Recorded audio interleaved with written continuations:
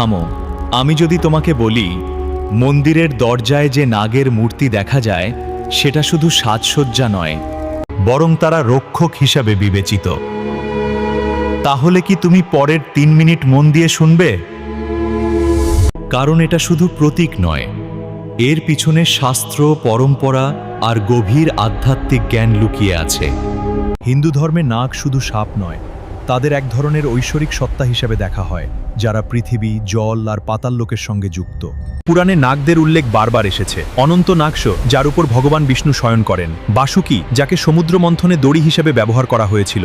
অর্থাৎ নাগ সবসময় শক্তি এবং ভারসাম্যের প্রতীক।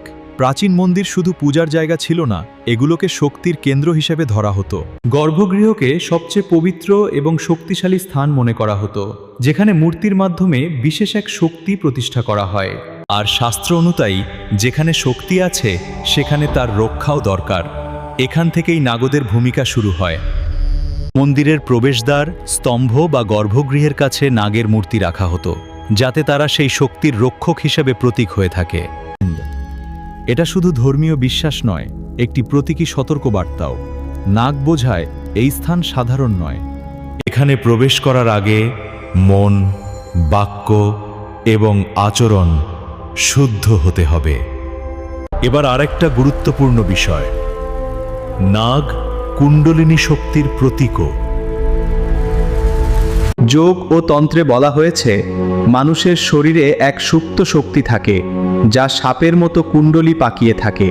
যখন এই শক্তি জাগ্রত হয়, তখন মানুষ আধ্যাত্মিকভাবে উন্নত হয়। তাই মন্দিরের বাইরে নাগের প্রতীক ভেতরের জাগরণের ইঙ্গিত দেয়।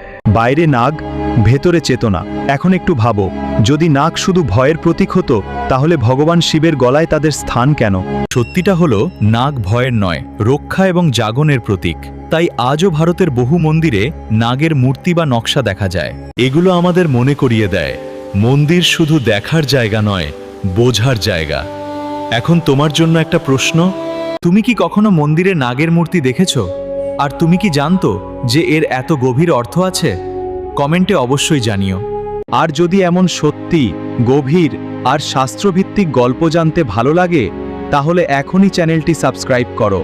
কারণ পরের গল্পে আমরা জানব মন্দিরের ঘণ্টা বাজাতেই কেন মন বদলে যায়, এই রহস্যের কথা।